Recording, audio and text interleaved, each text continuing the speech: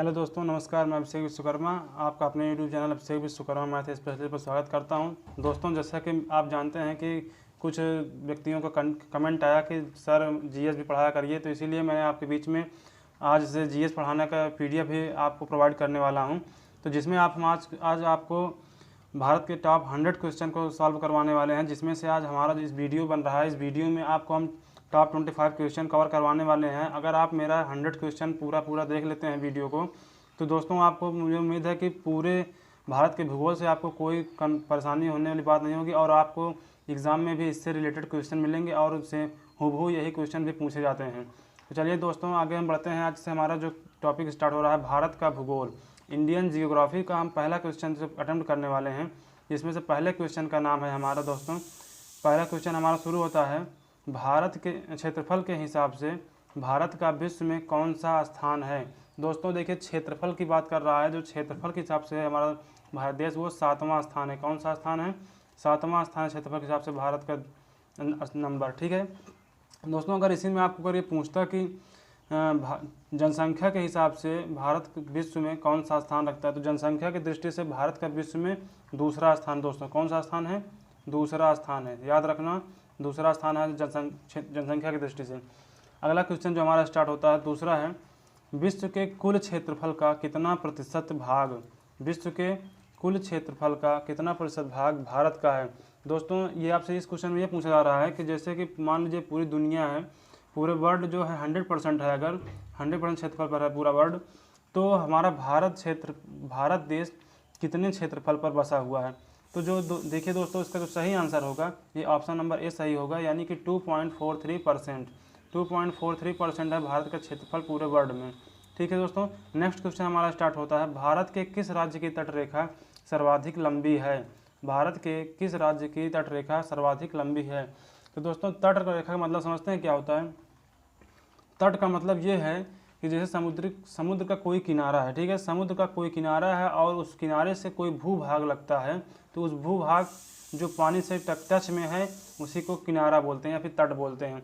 तो इसी प्रकार से आपसे पूछा गया है कि भारत के किस राज्य की तट रेखा सर्वाधिक लंबी है। तो दोस्तों इसका जो सही आंसर हो जाएगा गुजरात हो जाएगा। गुजरात राज्य जो भारत का है, पश्चिम में है, भारत के पश्चिमी छोर पर है गुजरात। तो गुजरात जो है, गुजरात राज्य की तट रेखा सबसे लंबी है। तो नेक्स्ट क्वेश्चन दोस्तों हमारा जो है, भारत के सबसे उत्तरी बिंदु का क्या नाम है। भारत के सबसे उत्तरी बिंदु का क्या नाम है। दोस्तों मान लीजिए, देखिए आपको मैं बता दे रहा हूँ, जैसे मान लीजिए भारत बन रहा है, ठीक है, ये भारत है, मान लीजिए ऐसे, यहाँ से ऐसे है ना, यहाँ पे ऐसे, ये भारत का एक दक्षिणी छोर है, ठीक है। अब यहाँ से देखिए ये वाला पॉइंट जो है, ये पूरब है, ये पश्चिम है, ये वाला उत्तर है और ये वाला दक्षिण है। तो दोस्तों इसके चारों छोर का अलग अलग नाम है। जैसे अब यहाँ देखिए आपसे उत्तरी पूछा गया, तो भारत के भारत के सबसे उत्तरी बिंदु का क्या नाम है। तो जो उत्तर में है, यानी ये पूरब, ये पश्चिम, ये उत्तर, तो उत्तरी जो भाग है उसका नाम होता है दोस्तों इंदिरा कॉल। क्या होता है? इंदिरा कॉल। अब ये देखिए जो इंदिरा पॉइंट है, ये भारत का सबसे दक्षिणतम बिंदु है, लेकिन ये सागर में है। कहाँ है? यहाँ देखिए ये सागर है, तो यहाँ पर है हमारा इंदिरा पॉइंट, ठीक है। लेकिन अगर आपसे पूछता है कि भारत का सबसे दक्षिणतम भूभाग कौन सा है, तो आप यहाँ बताएंगे कन्याकुमारी। कौन सा है? कन्याकुमारी। लेकिन अगर आपसे पूछता है भारत का सबसे दक्षिणतम बिंदु, स्थलीय नहीं दक्षिणतम बिंदु, तब आपका इंदिरा पॉइंट हो जाएगा। यानी कि कहने का मतलब सबसे दक्षिणी जो होगा इंदिरा पॉइंट होगा, उत्तरी जो होगा इंदिरा कॉल होगा, और जो पश्चिमी है हमारा ये सरक्रिक है। क्या है? सरक्रिक, याद रखिएगा, सरक्रिक है हमारा सबसे पश्चिमी बिंदु। आइए दोस्तों चलते हैं हम अपने नेक्स्ट क्वेश्चन की ओर। जैसा कि हमारा 5वां क्वेश्चन आगे सामने आ रहा है, कह रहा है भारत की स्थलीय सीमा की कुल लंबाई कितनी है। तो देखिए दोस्तों, भारत की स्थलीय सीमा की लंबाई पूछ रहा है ना, कि आपको सागरीय सीमा। तो जो भारत की स्थलीय सीमा है इसकी कुल लंबाई हमारी है 1520 किलोमीटर। कितना है? 1520 किलोमीटर, यानी आपका option number B is the right answer. ठीक है दोस्तों, नेक्स्ट क्वेश्चन की ओर बढ़ते हैं।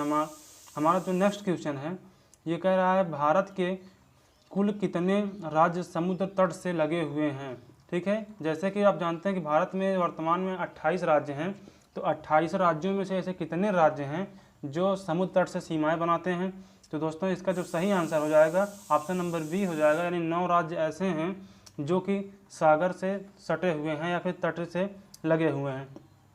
दोस्तों अगर इसका हम क्रम याद करें, क्रम कौन सा है, तो क्रम हमारा आ जाएगा, देखिए पश्चिम बंगाल, ठीक है, पश्चिम बंगाल के बाद उड़ीसा, उड़ीसा के बाद आंध्र प्रदेश, आंध्र प्रदेश के बाद तमिलनाडु, तमिलनाडु के बाद आ जाएंगे हम केरल, केरल के बाद कर्नाटक, कर्नाटक के बाद गोवा, गोवा के बाद महाराष्ट्र और महाराष्ट्र के बाद गुजरात। दोस्तों ये हमारे पूरब के 4 राज्य हैं और पश्चिम के 5 राज्य। इस प्रकार कुल मिलाकर के 4 और 5 मिला करके 9 राज्य ऐसे हैं हमारे जो कि तट से लगे हुए हैं। ठीक है दोस्तों, जिसमें से सबसे लंबा तटीय राज्य हमारा कौन सा है, गुजरात है, जैसा कि अभी आपसे पहले इसके पहले क्वेश्चन हो चुके हैं।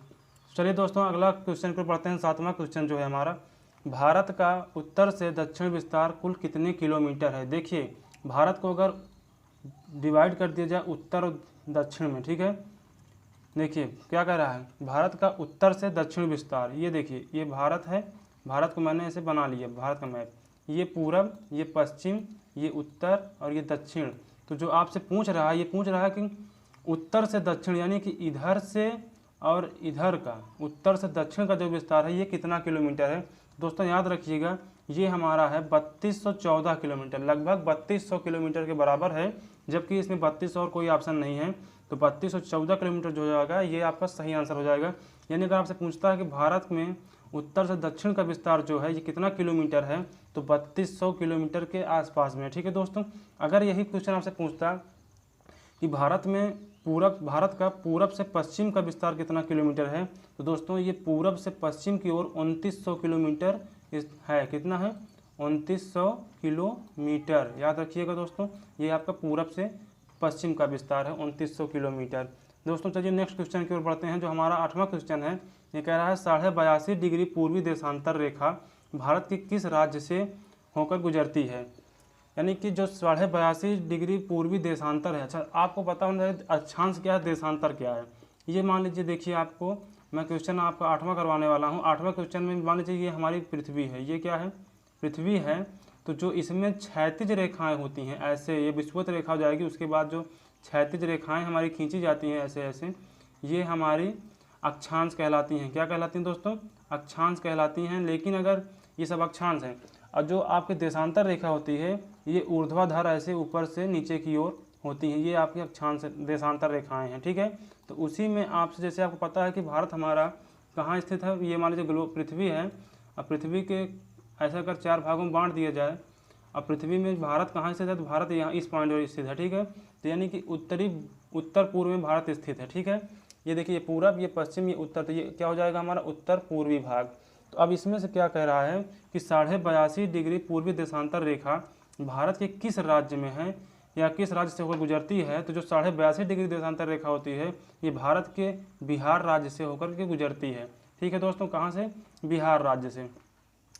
अगला क्वेश्चन जो हमारा 9 नंबर क्वेश्चन आता है, ये कह रहा है भारत की सबसे लंबी स्थलीय सीमा किस देश के साथ है। अब देखिए यहाँ पर समुद्री सीमा की बात नहीं हो रही है, भारत की सबसे लंबी स्थलीय सीमा किस देश के साथ हो रही है। तो जो हमारे पड़ोसी देश हैं उन्हीं के साथ हमारी सीमाएं लगती हैं। अब देखिए जैसा कि हमारा पाकिस्तान है, चाइना है, म्यांमार है, बांग्लादेश, इन 4 ऑप्शनों में से आपको सही आंसर हो जाएगा दोस्तों, ये ऑप्शन नंबर डी हो जाएगा। कौन सा हो जाएगा, ऑप्शन नंबर डी। तो इसमें जो ऑप्शन नंबर डी है आपका बांग्लादेश, ये भारत के साथ सबसे बड़ी सीमाएं बनाता है। ठीक दोस्तों, जो हमारा नेक्स्ट क्वेश्चन है, देखिए आगे चलते हैं। नेक्स्ट क्वेश्चन कह रहा है भारत की स्थलीय सीमा कितने देशों से लगती है। ठीक दोस्तों, तो जो भारत की स्थलीय सीमा है दोस्तों, ये भारत के 7 देशों के साथ लगती है, विश्व के 7 देशों के साथ लगी हुई है, सटी हुई है।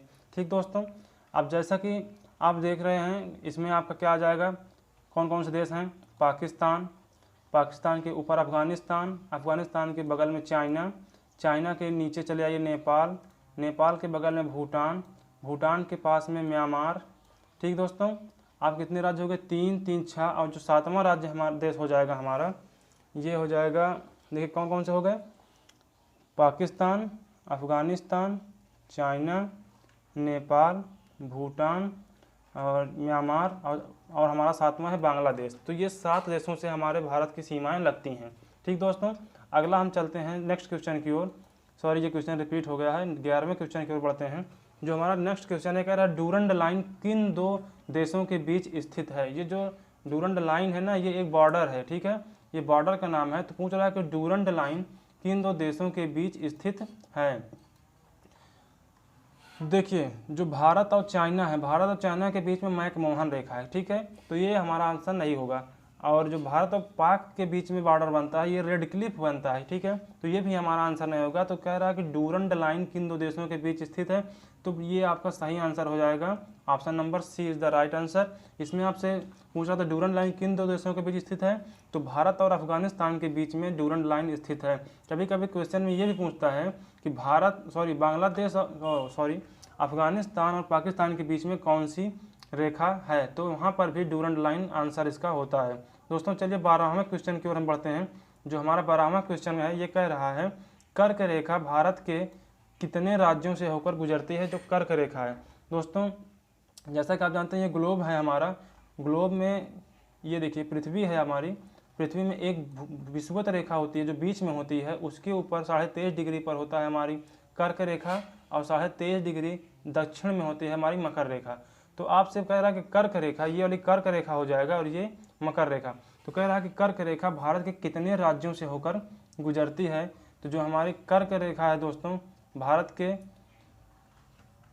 एक मिनट सॉरी, जो हमारा नेक्स्ट क्वेश्चन है, चलिए दोस्तों ये रहा हमारा क्वेश्चन 12वां कह रहा है क्वेश्चन कर्क रेखा भारत के कितने राज्यों से होकर गुजरती है। तो दोस्तों जो हमारी कर्क रेखा है भारत के 8 राज्यों से होकर गुजरती है। कितने राज्यों से? 8 राज्यों से गुजरती है।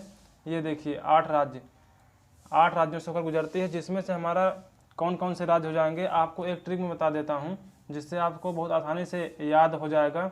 आप याद रखिए मित्र पर गमछा झार, ठीक है, मित्र पर गमछा झार। अब देखिए यहाँ पर जो मित्र है हमारा, मी से स्वाति गड़बड़ा। आइए दोस्तों हमारा जो 12वां क्वेश्चन है, इसमें हम आपको सिखाने वाले हैं कि कैसे इसको हम याद करेंगे। जैसा कि हमारा 12वां क्वेश्चन कह रहा है कर्क रेखा भारत के कितने राज्यों से होकर गुजरती है। तो इसका जो सही आंसर हो जाएगा दोस्तों, वहाँ पर ऑप्शन नंबर बी आपका सही आंसर है। ऑप्शन नंबर बी, यानी 8 राज्यों से कर्क रेखा होकर गुजरती है। चलिए दोस्तों मैं आपको इसको ट्रिक याद बता देता हूँ कैसे आप इसको याद करेंगे कि भारत के किन किन राज्यों से होकर के कर्क रेखा गुजरती है। जैसा कि आपको पता है कि 8 राज्यों से गुजरती है, तो जिसमें से कौन कौन से राज्य हैं इसके बारे में आपको एक ट्रिक बताता हूँ, आप याद रखेंगे। मित्र पर गमछा झार, क्या है ये? आपकी शॉर्ट ट्रिक है, मित्र पर गमछा झार। तो यहाँ पर देखिए पहले क्या शुरू हो रहा, मित्र, मी मतलब छोटी मी से, यानी मित्र से माँ से मिजोरम हो जाएगा, ठीक है, त्रा से त्रिपुरा हो जाएगा। दूसरा देखिए मित्र त्रा से त्रिपुरा, पा से पश्चिम बंगाल, रा से राजस्थान, गा से गमछा, गा से गुजरात, माँ से मध्य प्रदेश, छा से छत्तीसगढ़, ठीक है। अब झार से झारखंड। यानी कि जो हमारी ट्रिक है मित्र पर गमछा झार, इन ट्रिकों से आप याद कर सकते हैं कि भारत के किन किन राज्यों से कर्क रेखा होकर के गुजरती है। चलिए दोस्तों नेक्स्ट क्वेश्चन की ओर चलते हैं। आपका जो नेक्स्ट क्वेश्चन है 13वां नंबर क्वेश्चन, 13वें क्वेश्चन में पूछ रहा है पृथ्वी की चुंबकीय रेखा कहाँ से गुजरती है। पृथ्वी की चुंबकीय रेखा कहाँ से गुजरती है। तो दोस्तों ये आपका त्रिवेंद्रम है, ठीक है, त्रिवेंद्रम जो कि केरल में स्थित है, तिरुवनंतपुरम, ठीक है, जिसको बोलते हैं वही है त्रिवेंद्रम। केरल की राजधानी तिरुवनंतपुरम, ये इसी को त्रिवेंद्रम बोलते हैं। तो पृथ्वी की चुंबकीय रेखा जो है ये त्रिवेंद्रम से होकर के गुजरती है, ठीक है दोस्तों। चलिए नेक्स्ट क्वेश्चन की ओर बढ़ते हैं। हमारा जो नेक्स्ट क्वेश्चन है 14 नंबर क्वेश्चन, इसमें कह रहा है पाक जल संधि किन 2 देशों के बीच स्थित है। तो याद रखिए दोस्तों पाक जल संधि जो है हमारी भारत और श्रीलंका के बीच में स्थित है, पाक जल संधि।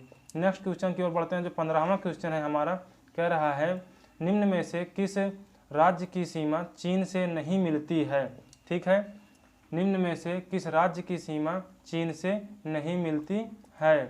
तो दोस्तों देखिए दोस्तों इसका जो सही आंसर आपका होगा, देखिए यहाँ देखिए गुजरात, ये क्या आंसर हो जाएगा आपका, गुजरात।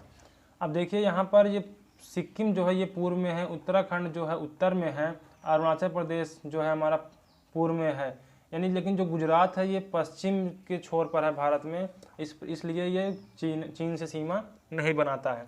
तो नेक्स्ट क्वेश्चन की ओर जब बढ़ते हैं दोस्तों, जो हमारा 16 नंबर क्वेश्चन है, 16 नंबर क्वेश्चन कह रहा है म्यांमार की सीमा किस भारतीय राज्य से मिलती है। म्यांमार की सीमा किस भारतीय राज्य से मिलती है। तो देखिए दोस्तों, इसमें जो हो जाएगा आपका मिजोरम, क्या हो जाएगा, मिजोरम जो है ये यानी कि म्यांमार की सीमा मिजोरम से लगती है। ठीक दोस्तों, नेक्स्ट क्वेश्चन की ओर चलते हैं। जो हमारा नेक्स्ट क्वेश्चन है 17 नंबर, ये कह रहा है भारत के किस राज्य की सीमा भूटान से नहीं मिलती है। ठीक है दोस्तों, देखिए भूटान से यानी कि जो आपका मेघालय है, ऑप्शन मेघालय जो है, यानी मेघालय जो आपका आंसर ऑप्शन नंबर डी है, ये सीमा भूटान से नहीं बनाता है। ठीक है दोस्तों, अगला चलते हैं हमारा 18 नंबर क्वेश्चन कह रहा है 10 डिग्री चैनल, 10 डिग्री चैनल निम्न में से किसे अलग करता है। ठीक है, 10 डिग्री चैनल। तो दोस्तों देखिए,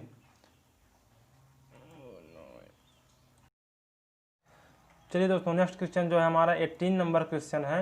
18 नंबर क्वेश्चन में कह रहा है 10 डिग्री चैनल निम्न में से किसे अलग करता है। तो जो हमारा 10 डिग्री चैनल है दोस्तों, ये अंडमान को निकोबार से अलग करता है। देखिए दोस्तों, जल डमरू मध्य और चैनल में क्या अंतर है, ये दोनों हैं क्या। ये देखिए ऐसे बनता है जल डमरू मध्य, या फिर इससे बोलिए चैनल। मान लीजिए ये बड़ा सा जलाशय है, ठीक है, ये बड़ा जलाशय है और ये भी एक बड़ा जलाशय जिसको ये सागर बोलते हैं। ये दोनों सागर हैं, ठीक है। अब इन दो सागरों का पानी, इन दो सागरों का पानी जब एक सागर से दूसरे सागर की ओर जाता है, तो जिस मार्ग से जाता है, ये देखिए यहाँ पे पतला सकरा हुआ रास्ता है, पतला रास्ता है, तो इस सागर का पानी इस सागर में जब जाता है इस मार्ग से, तो यही चैनल कहलाता है। ये जो रास्ता है यही चैनल होता है, यानी कि एक सागर से दूसरे सागर में जिसके नौकाएं चलती हैं, यही हमारा चैनल कहलाता है। तो जो 10 डिग्री चैनल है ये निम्न में से किसे अलग करता है। तो ये है हमारा अंडमान व निकोबार। अंडमान व निकोबार को ये 10 डिग्री चैनल अलग करता है। ठीक है दोस्तों, तो कैसे इसको याद रखेंगे, ये देखिए एक होता है हमारा 8 डिग्री चैनल, एक होता है 9 डिग्री चैनल, एक होता है 10 डिग्री चैनल। तो जो हमारा 10 डिग्री चैनल है इसको कैसे याद रखेंगे कि अंडमान को और निकोबार से अलग करता है। तो दोस्तों इसमें देखिए ये अंडमान, इसमें देखिए एक अंडा शब्द आ रहा है, ठीक है। ये अंडा कैसा होता है आपका, ये देखिए अंडा शब्द आ रहा है, और अंडा कैसा होता है, गोल। और ये जो हमारा 10 डिग्री चैनल है इसमें भी देखिए एक जीरो लगा होता है जो कि अंडे के आकार का होता है। तो इस तरीके से हम याद कर सकते हैं कि जो 10 डिग्री चैनल है हमारा, ये अंडमान व निकोबार को एक दूसरे से अलग करता है। नेक्स्ट क्वेश्चन की ओर चलते हैं। क्वेश्चन नंबर 19 है, कह रहा है कोको जल संधि, कोको जल संधि किन दो क्षेत्रों को विभाजित करती है। तो जो कोको जल संधि दोस्तों, ये कोको द्वीप व उत्तरी अंडमान को विभाजित करने का कार्य करती है। नेक्स्ट क्वेश्चन की ओर हम बढ़ते हैं। जो हमारा नेक्स्ट क्वेश्चन है 20 नंबर, कह रहा है भारत के कुल क्षेत्रफल का कितने प्रतिशत भाग मैदानी भाग है। यानी अगर भारत में 100% है, टोटल भारत का एरिया 100% है, तो उसमें से कितना भाग है मैदानी, कितना परसेंट भाग है। तो जो इसका आंसर होता है आंसर नंबर डी 43% इसका सही आंसर होगा। यानी 43% भारत का भूभाग ऐसा है जो कि मैदानी एरिया में आता है। ठीक है दोस्तों, चलिए नेक्स्ट क्वेश्चन की ओर चलते हैं। नेक्स्ट क्वेश्चन हमारा जो 21 क्वेश्चन है, कह रहा है भौतिक रचना तथा धरातल के स्वरूप के आधार पर भारत को कितने भागों में विभाजित किया गया है। तो दोस्तों जो ये आपका सही आंसर हो जाएगा, option number C is the right answer. यानी कि 6 भाग हैं, किसके आधार पर, भौतिक रचना तथा धरातल के स्वरूप के आधार पर। यानी जो भारत की पृथ्वी है उसके आकार के आधार पर भारत को 6 भागों में बांटा गया है। ठीक है दोस्तों, चलते हैं अगले क्वेश्चन की ओर। जो हमारा 22वां क्वेश्चन है, ये कह रहा है भारत की सबसे ऊंची चोटी K2, जिसको हम एक नाम और जानते हैं जिसे गाडविन ऑस्टिन बोलते हैं। तो भारत की सबसे ऊंची चोटी यानी कि K2 जिसे बोलते हैं, गाडविन ऑस्टिन किस पर्वत श्रृंखला का भाग है। तो दोस्तों ये आपका काराकोरम जो है, काराकोरम पहाड़ी जो है, उसी पहाड़ी का भाग है हमारा K2 यानी गाडविन ऑस्टिन। आगे चलते हैं क्वेश्चन, नेक्स्ट क्वेश्चन की ओर। तो जी ये देखिए रिपीट हो गया है। नेक्स्ट क्वेश्चन को चलते हैं 23, विश्व की सबसे ऊंची चोटी हिमालय किस श्रेणी का भाग है। आपको पता होगा कि विश्व की सबसे ऊंची चोटी माउंट एवरेस्ट है, तो वही पूछ रहा है कि माउंट एवरेस्ट जो है वो किस हिमालय का भाग है। तो जो हमारा माउंट एवरेस्ट है दोस्तों, ये हिमाद्री हिमालय का भाग है। ऑप्शन नंबर बी इसका सही आंसर होगा, यानी Himadri Himalaya. Option question number 24 में ये पूछ रहा है कि भारत में हिमालय की सबसे ऊंची चोटी कौन सी है। तो भारत के अंदर की बात कर रहा है दोस्तों, भारत के बाहर में जो हमारा माउंट एवरेस्ट है वो भारत के बाहर है, नेपाल में स्थित है। जबकि ये पूछ रहा है कि भारत के अंदर की सबसे ऊंची चोटी कौन सी है। तो इसमें जो 4 ऑप्शन दिए गए हैं, नंदा देवी, और दूसरा ऑप्शन है नाम चाबरवा, तीसरा है कंचनजंगा, चौथा है एवरेस्ट। तो इसका जो सही आंसर हो जाएगा कंचनजंगा सही आंसर, जो कि भारत की सबसे ऊंची चोटी है। और ये एवरेस्ट जो है ये भारत की चोटी नहीं है, ये नेपाल में स्थित है। ठीक है, नेक्स्ट क्वेश्चन को चलते हैं। 25 नंबर क्वेश्चन ये कह रहा है कि विश्व की सबसे ऊंची पर्वत चोटी एवरेस्ट किस देश में अवस्थित है। ये देखिए आ गया क्वेश्चन आपके सामने। जो विश्व की सबसे ऊंची चोटी है माउंट एवरेस्ट, ये किस देश में स्थित है। तो इसका जो आंसर सही होगा आपका नेपाल देश is the right answer, option D सही है। तो दोस्तों उम्मीद है कि आपको वीडियो पूरा पसंद आया होगा, और इसे प्लीज़ लाइक, सब्सक्राइब और शेयर जरूर करें। और आपको पहले वीडियो मैंने 25 क्वेश्चन प्रोवाइड किया है, इसी प्रकार आपको 3 वीडियो के माध्यम से आपको 100 क्वेश्चन कवर करवाने वाले हैं, जिसमें से आपको अगर आप ये 100 क्वेश्चन रट लेते हैं तो आपको इंडियन जियोग्राफी से आने वाले कोई क्वेश्चन फंसेंगे नहीं। ठीक है दोस्तों, ये टॉप 25 क्वेश्चन थे आज के। धन्यवाद।